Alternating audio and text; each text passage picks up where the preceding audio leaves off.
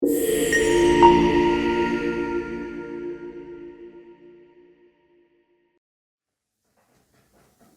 groet vir jou vanuit die Perth Afrikaanse Kerk hier in Wes-Australië.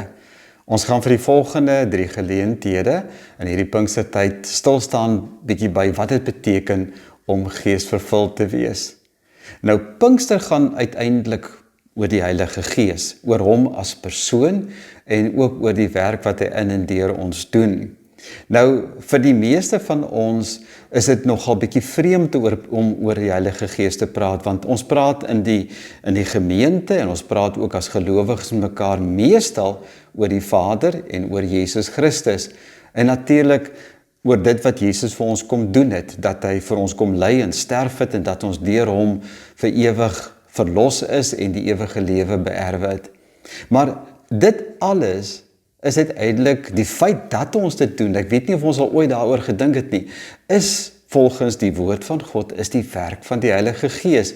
Want sonder die Heilige Gees sou ons nie hierdie dinge verstaan het nie. Sonder die Heilige Gees sou ons nie ingesien het wat ons geestelike toestand van verlorenheid is en dat ons die Here Jesus as verlosser nodig het nie. Ons sou ook nie die Vader kon leer ken in sy liefde en in sy goedheid nie. En ek dink die probleem is dat ons weer eens, soos met baie ander dinge, die Heilige Gees as vanselfsprekend beskou. Dit is soos die suurstof wat ons elke dag inasem. Ons aanvaar maar net, dit is daar. Ons weet, jy kan nie daar sonder leef nie. Ons weet dat jy dit nodig het elke dag. En as dit die dag nie daar is nie, dan gaan ons eers sê, okay, dan weet ons wat dit verstaan en verstaan ons wat dit beteken. Maar die Heilige Gees moet ons nie so sien nie. Ek dink dit is baie belangrik dat ons met God in sy drie-eenheid as 3 persone 'n verhouding sal hê en dat ons ook sal verstaan wie is die Heilige Gees wat hier in ons woon en wat is dit wat hy deur ons doen. En veral gaan dit vir my daaroor dat daar by ons 'n diepe waardering sal wees en 'n dankbaarheid teenoor wat die Heilige Gees vir ons doen. Ek weet nie of ons al ooit daaraan gedink het nie, maar as dit nie vir die Heilige Gees was nie, sou ek nie 'n gelowige gewees het nie. Ek sou nie die Here Jesus leer ken het nie. Paulus sê vir ons in Korintiërs dat as 'n mens, vir baie van die mense van die wêreld is Christus en dit wat hy aan die kruis gedoen het, eintlik onsin. Hulle kan nie verstaan wat die betekenis daarvan is nie. Nou dit is uiteindelik ook waarom Jesus met Nikodemus in Johannes 3, en dis die gedeelte wat ons nou saam gaan lees, hierdie gesprek gehad het oor hoe gebeur dit, dat dit wat vir die wêreld onsin is, vir ons hierdie kosbare evangelie word, wat ons lewens transformeer. Ek gaan daar lees vanaf vers 1. Daar was 'n man met die naam van Nikodemus. Hy het aan die party van die Fariseërs behoort en was 'n lid van die Joodse Raad. En een nag, omdat hy natuurlik nie gehad het dat die ander Fariseërs dit moet weet nie, het hy na Jesus toe gekom en vir hom gesê: Rabbi, ons weet dat u 'n leermeester is wat van God afgekom het, want niemand kan hierdie wondertekens doen wat u doen as God nie by hom is nie. En daarop sê Jesus vir hom: dit verseker ek vir jou, as iemand nie opnuut gebore word nie, kan hy die koninkryk van God nie sien nie. En Nikodemus vra hom toe: hoe kan 'n mens gebore word as hy al 'n ou man is? Hy kan tog nie 'n tweede keer in sy moeder se skoot kom en gebore word nie.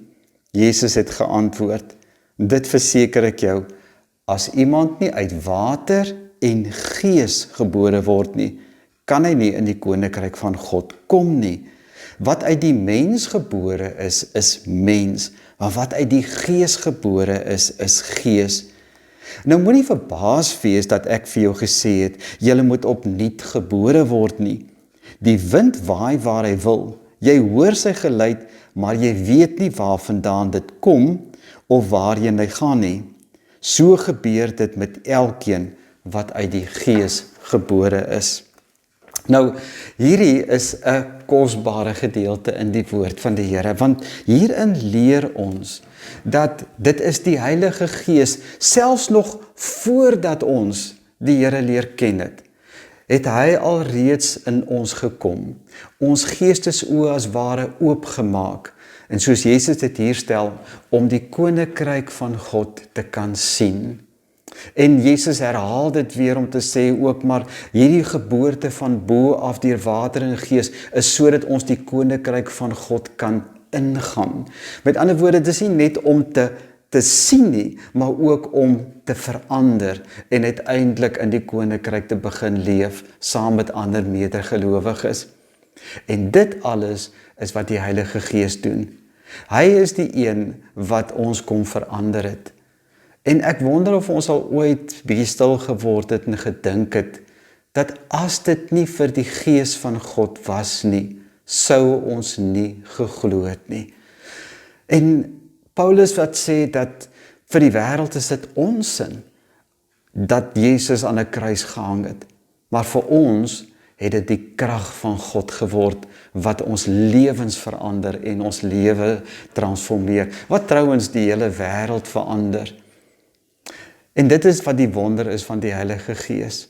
Soms baie keer so moeilik om te praat oor die Gees, maar ons moet verstaan dat hy is die persoon van die Godheid, wat eintlik die naaste aan ons almal is, want hy verteenwoordig die Vader en die Seun in ons lewe. Ek wil sommer op hierdie punt vir jou sê, daar is so 4 praktiese dingetjies wat ons kan doen om hierdie intimiteit in ons verhouding met God, wat die Heilige Gees bewerk, te kan beleef. Ons kan en ons mag volgens Jesus in Lukas, sê hy, en hy gebruik daar ook die voorbeeld deur te sê, 'n aardse pa weet tog wat sy kind nodig het. As sy kind vir hom vra om brood, gaan hy mos nie vir hom 'n klip gee nie. As hy vir hom vra om 'n vis, dan gaan hy nie vir hom 'n slang gee nie. En as 'n aardse pa weet om die beste vir sy kind te gee, hoeveel te meer sal ons hemelse Vader nie vir ons die beste gee, as ons hom vra nie. En dan sê hy hierdie woorde, daarom, as julle die Vader vra, waarom sal hy dan nie die Heilige Gees vir julle gee nie? So die eerste wat ek wil sê is, in ons verhouding met die Heilige Gees en met God is, kom ons vra dit. Kom ons vra dat die Gees van God aan ons gegee sal word en dat hy in ons sal kom woon. Ons sien ook dat Paulus vir ons wys in Efesiërs daarop dat as die Heilige Gees in ons kom, in ons verhouding, moet ons hom nie bedroef nie. En in die konteks wat dit daar gebruik word, dan sê hy vir ons, dit beteken jy moet die dinge doen wat spreek van liefdeloosheid teenoor ander mense nie. Tree op soos wat God self sou wil optree in jou geval. Met ander woorde, word jy sy hande en sy voete in elke situasie in hierdie lewe. En dan weet ons ook dat Paulus vir ons, veral in sy briewe in Korintiërs daarop wys, dat ons moet verstaan dat ons word uiteindelik dan die tempel van God. Hy bly nie meer in 'n gebou nie, of in die tabernakel soos in die woestyntyd nie. Hy bly nou in ons. En hierdie groot verandering, ek wonder of ons die omvang daarvan regtig verstaan en besef. Want nou is God nie meer ver nie. Jy hoef nie na 'n plek toe te gaan om by hom te wees nie. Hy is in sy heiligheid in ons teenwoordig. Ons is nou sy tempel waarin hy woon. En dit is die Heilige Gees wat in ons kom woon. Paulus wys vir ons ook in sy briewe voortdurend daarop, dat ons moet elke dag probeer te weet te kom, wat is dit wat die Here wil hê ons moet doen? Ons moet sensitief leef, soekend na sy wil vir ons lewe. Ons moet ons ou sondige natuur kruisig en meer word soos Jesus. So dit vra 'n voortdurende gehoorsaamheid aan God.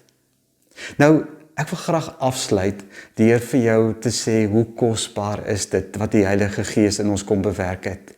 As 'n mens kyk na wat Paulus in Romeine 8 sê, hy sê daar vanaf vers 14 vir ons die volgende: almal wat hulle deur die Gees van God laat lei, is kinders van God.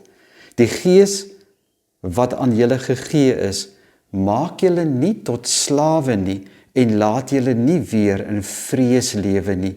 Nee, julle het die Gees ontvang wat julle tot kinders van God maak en wat ons tot God laat roep, Abba, dit beteken Vader. Hierdie Gees getuig saam met ons gees dat ons kinders van God is. En omdat ons kinders is ons ook erfgename. En omdat ons erfgename van God is ons erfgename saam met Christus. Aangesien ons deel het aan sy lyding, sal ons ook deel hê aan sy heerlikheid. So, in ons verhouding het die Heilige Gees ons nie net kom wedergebore nie. Hy het ons ook kind van God gemaak.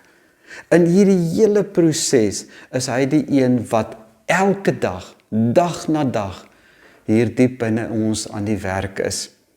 En ons moet sensitief wees op die wyse waarop die Heilige Gees ons elkeen lei. Hy wil vir ons definitief help om Jesus beter te verstaan in terme van wat hy vir ons kom doen het en dat ons dankbaar oor ons verlossing kan wees, maar ook uiteindelik dan om gehoorsaam te wees, om meer en meer sout en lig vir 'n gebroke en stikkende wêreld te wees. Ek wil vertrou dat hierdie Pinkstertyd vir jou 'n tyd sal wees waar jy ook sal dink oor die persoon van die Heilige Gees. Kyk maar net diep binne in jou, want hy's daar. Hy's daar in jou gedagtes. Hy's daar waar jy ook al gaan. En laat ons dankbaar daaroor wees en laat ons die Here waardeer vir wat hy in ons lewe vir ons is. En tot ons dan weer die volgende keer gesels, totsiens.